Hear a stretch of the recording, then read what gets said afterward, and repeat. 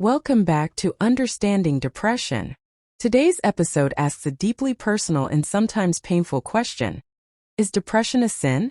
For many people who come from religious backgrounds, struggling with depression isn't just about the emotional pain or psychological weight. It's also about spiritual confusion, shame, and guilt. You may have been told, explicitly or subtly, that sadness is a lack of faith, that anxiety means you don't trust God, or that needing help is a sign of spiritual failure. These messages, even when well-intentioned, can create an invisible burden: religious guilt. We want to be clear from the very beginning. This episode is not here to criticize faith. In fact, faith can be a powerful source of healing, comfort, and resilience. But like any powerful thing, it can also be misused or misunderstood, especially when it comes to mental health. In this episode, we're going to gently unpack how depression and religion often intersect, where the idea of depression as sin comes from, how religious guilt affects those with mental illness, and how we can begin to create a more compassionate, spiritually informed understanding of what it means to struggle. If you've ever asked yourself, why do I feel this way if I believe in God? Or what does this sadness say about my faith? This conversation is for you. To understand why so many people equate depression with sin or spiritual failure, we have to look at religious and cultural teachings across time. In many religious traditions, joy is often associated with holiness. The righteous are expected to be content, grateful, full of hope.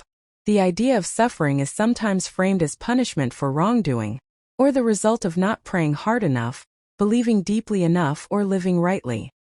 This interpretation isn't always the official doctrine, but it often lives in sermons, community beliefs, and private expectations. In some Christian circles, for example, there's an emphasis on rejoicing always. As Paul writes in Philippians, verses like "be anxious for nothing" can be interpreted to mean that anxiety and depression are moral failings rather than emotional states or medical conditions. For someone dealing with depression, this interpretation can feel like a judgment on top of suffering. It says, in essence, your pain is your fault.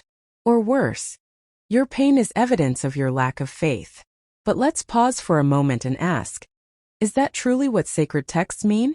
Are they commands or invitations? And are we interpreting them through the lens of love and mercy, or through fear and perfectionism? Mental health conditions, including depression, are complex. They are shaped by biology, brain chemistry, life experiences, trauma, personality, and yes, even spiritual life. But they are not reducible to sin. Let's imagine for a moment that you had a physical illness, say diabetes. Would you feel ashamed that your pancreas doesn't produce insulin properly? Would someone tell you to just believe your blood sugar into balance? Hopefully not. And yet with depression, the message is often, just pray more, just trust more, just be thankful. As if depression were a simple spiritual equation. But depression is not weakness. It's not disobedience. It's not a choice. It's a medical and psychological condition that deserves care and support, not judgment. Even the most devout, prayerful, faithful people in history have known deep sorrow. Look at the Psalms. Look at the life of Job. Look at Jesus in Gethsemane, overwhelmed with sorrow to the point of death. If divine figures and saints can feel anguish, why wouldn't we? Religious guilt often operates in silence. It's the quiet voice that whispers, if you really trusted God, you wouldn't feel like this.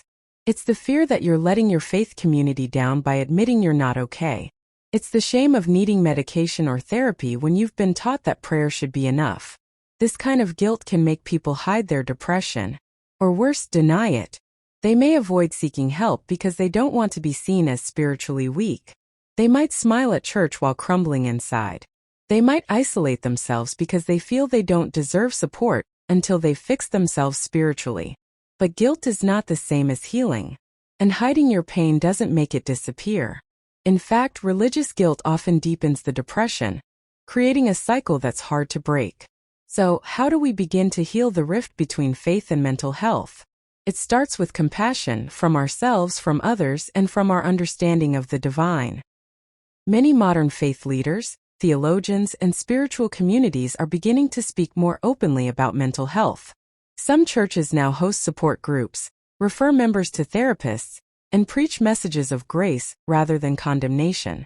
There is growing awareness that faith and therapy can go hand in hand. Compassionate faith recognizes that being human means being vulnerable. It means having seasons of doubt, grief, confusion, and that these seasons are not a betrayal of faith but a part of it. Spiritual maturity isn't about always being cheerful. It's about being real. It's about bringing our whole selves, broken, anxious, grieving, to the altar, not just our polished parts. Let's take a moment to hear from people who've walked this path. One young woman grew up in a religious household where depression was seen as selfish. She suffered in silence for years, afraid to tell anyone that she was struggling. When she finally sought help, she began to understand that her depression didn't make her a bad Christian. It made her human. A father of 3 shared how his church supported him after he confessed he was battling depression. Instead of shame, he found encouragement. His pastor prayed with him and helped him find a counselor. That combination, faith and therapy, became his path to recovery. Their stories remind us that vulnerability can lead to connection, that faith doesn't have to mean pretending, and that no one should ever feel they have to choose between believing in God and taking care of their mental health. It's time to build a new narrative, one where depression is not seen as a sign of sin, but a call for support. One where spiritual communities are safe places to be real. One where prayer and professional help work together, not against each other. This new narrative starts with how we talk about mental health in religious settings. Do our sermons make space for sadness? Do our leaders acknowledge that they, too, struggle? Are we offering love to those who are hurting, or platitudes that pressure them to smile? We also need to reread our sacred texts with fresh eyes. What if "be anxious for nothing" isn't a command to suppress anxiety, but an invitation to bring it into conversation with God? What if rejoice always doesn't mean fake happiness, but choosing hope even when it's hard?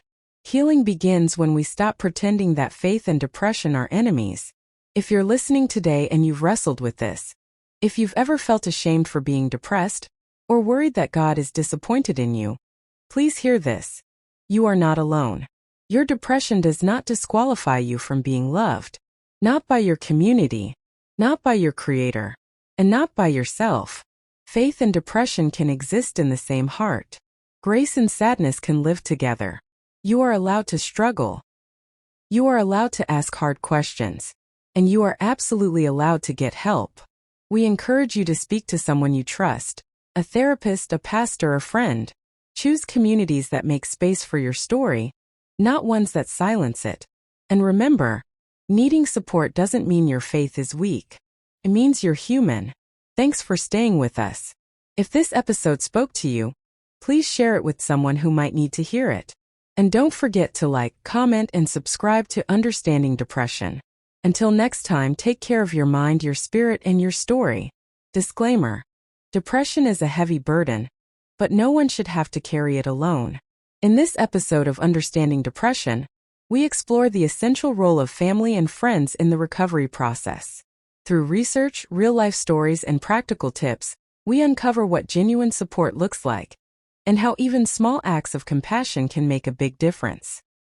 Whether you're walking through depression or walking alongside someone who is, this episode is for you.